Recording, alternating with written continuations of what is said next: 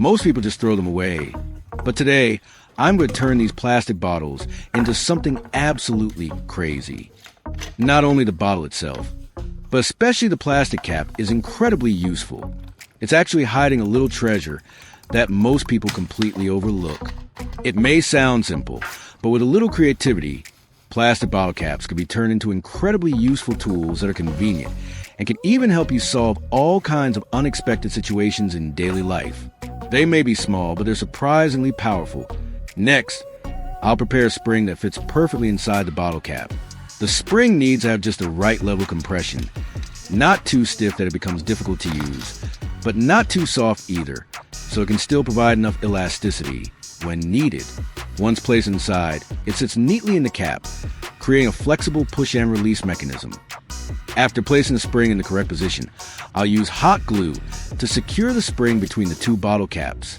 At this stage, it's important to hold the two caps aligned straight and steady while waiting for the glue to cool and fully harden. Once the glue is dried, the spring is firmly fixed between the two caps. Next, I'll take the plastic bottle and cut off the bottom using a utility knife or sturdy scissors. I carefully cut along the bottom edge to create a flat opening that's easier to work with.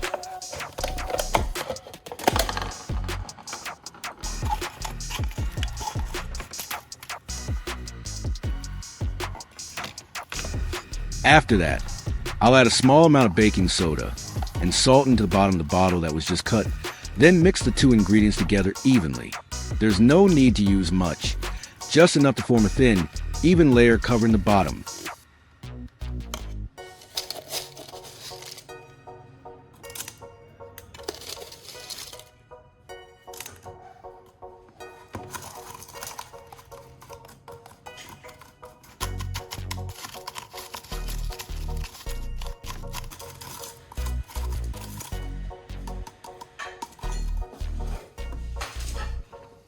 Next, I'll prepare a plug and attach the electrical wire to it.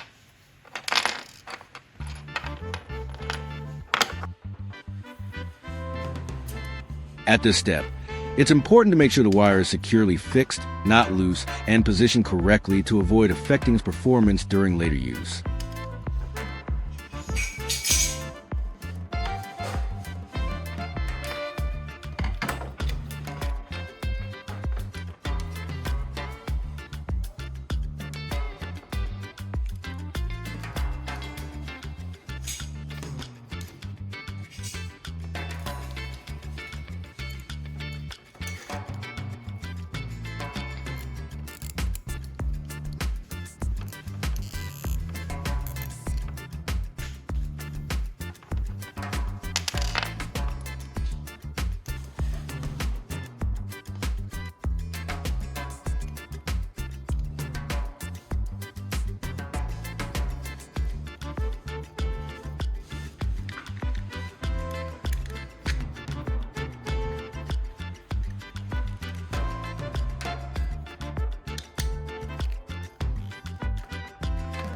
After that, I'll take two pieces of electrical wire and strip off the outer insulation to expose the copper core inside. There's no need to strip too much, just enough so the copper wire can be used properly. This copper core will serve as a conductor, allowing components to be connected in the next steps.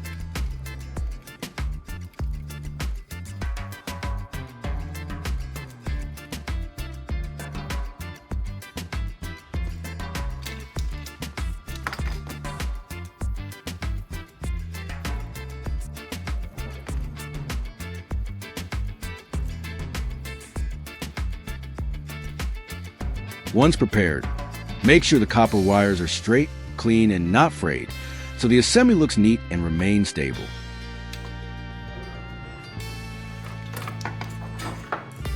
Next, I'll wrap the two prepared copper wires around the prongs of plug. The wires should be wrapped neatly so they fit snugly against the contact pins, making sure they don't overlap or come loose. The goal of this step is to create a stable electrical connection between the copper wires and the plug, ensuring the entire system is firmly connected and ready for the next assembly steps. I'll then wrap everything with electrical tape to secure this entire section. The tape should be tight enough to keep the wires from coming loose or shifting. while also covering the contact points to make everything neater. This step helps improve the stability of the connection and prevents it from loosening during handling.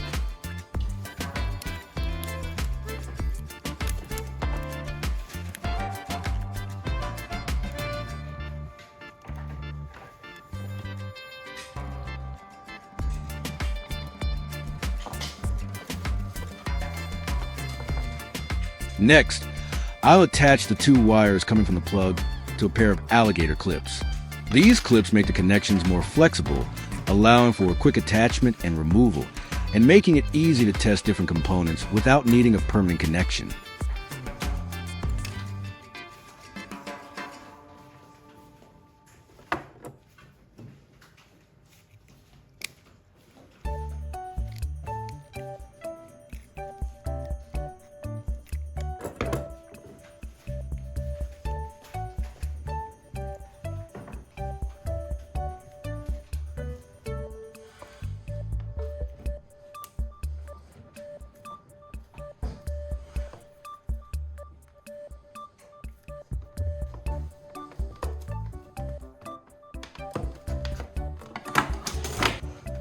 Going back to the baking soda, salt, and the leftover Coca-Cola prepared earlier, I'll combine them to create an electrolyte mixture.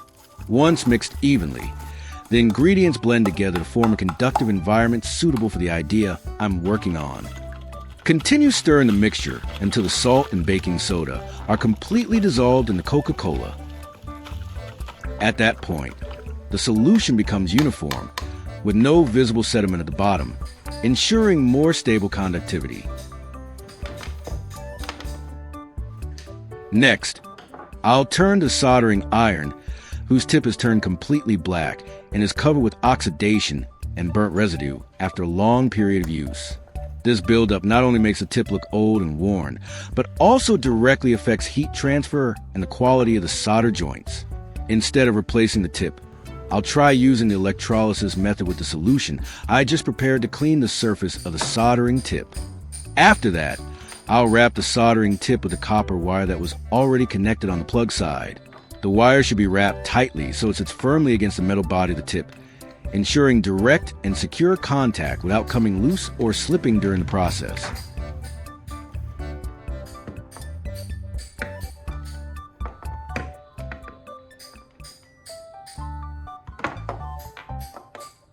Next, I'll connect the remaining wire to the spring that was previously fixed between the 2 bottle caps. I simply wrap the copper wire around the spring so it makes firm contact with the metal surface, ensuring that the electric current can pass through steadily. And this is only a very small use of this spring.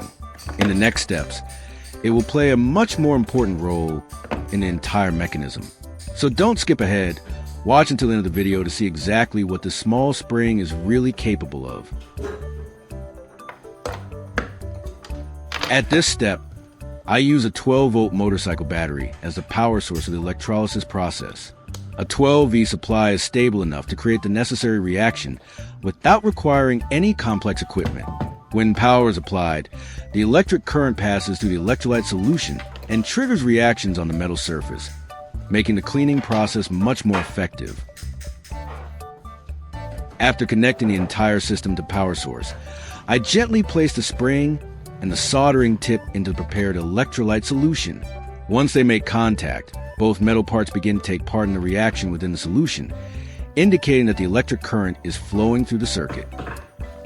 As soon as the components are placed into the solution and power is applied, the reaction becomes clearly visible through continuous bubbling around the metal surfaces.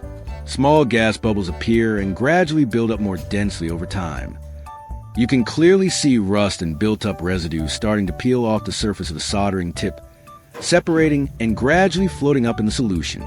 At first, they appear as tiny particles, then larger flakes begin to break away, causing the solution to become noticeably cloudier than it was at the beginning.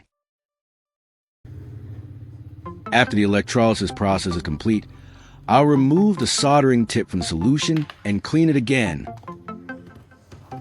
At this point, most of the rust and residue have already loosened and fallen away, so I rinse it with clean water, then use fine sandpaper to remove the thin greenish residue left on the surface.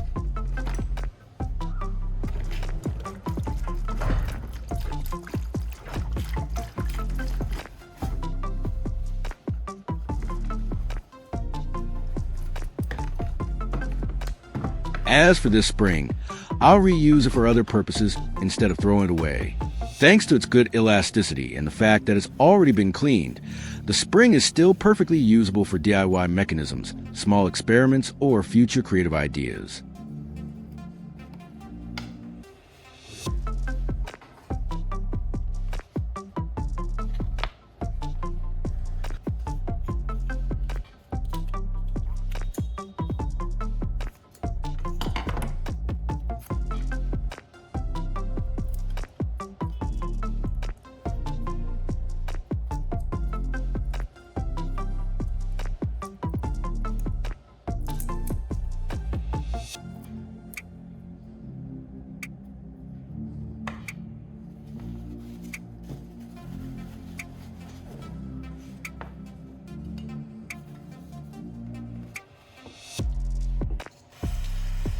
Next, I'll use fine grit sandpaper to gently rub the surface of the soldering tip.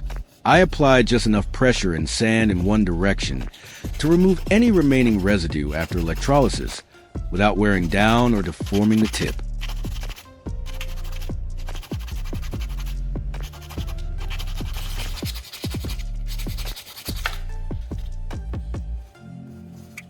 After sanding, the old surface layer is gradually removed, revealing the bright, clean copper underneath. At this point, the metal looks completely different from before. The color is fresher, and the surface is smooth and even. You can clearly see that the soldering tip has been revived, no longer dark or dull, and is now ready to transfer heat more efficiently and produce stable, clean solder joints when put back into use.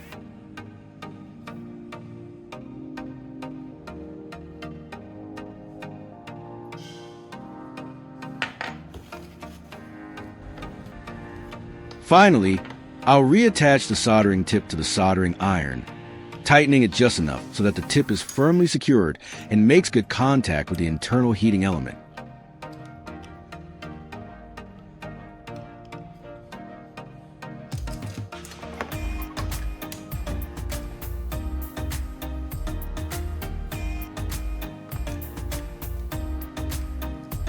When the freshly cleaned soldering tip touches the solder melts almost instantly. Heat is transferred quickly and evenly, with no more issues of the solder being slow to melt or clumping as before. This clearly shows that the surface of the soldering tip has been well restored, with significantly improved heat conductivity, making soldering easier and producing shinier, cleaner, and more reliable joints.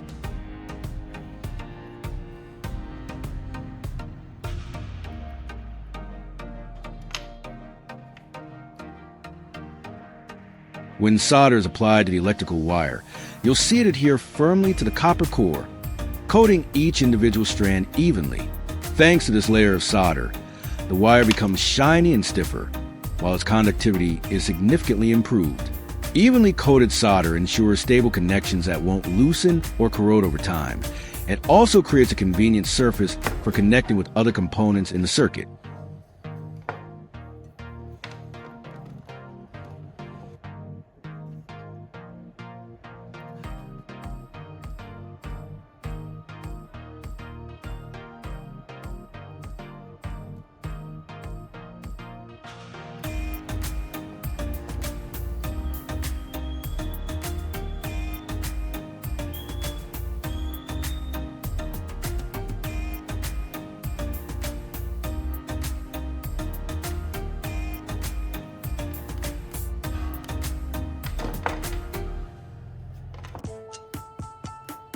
I'll take out the spring that was fixed between the two bottle caps to prepare it for the next step of use.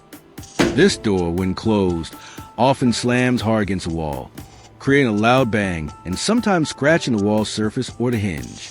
The impact is so strong that the door can bounce back slightly or cause vibrations around it. Now, I'll attach the spring with the two bottle caps to the base of the wall, right at the spot where the door usually hits hard. Once in place, the spring acts as a mini shock absorber, absorbing the impact from the door, reducing noise, and preventing damage to the wall. It needs to be firmly attached and aligned straight, so the spring can compress properly when the door hits, ensuring the mechanism works effectively every time the door closes.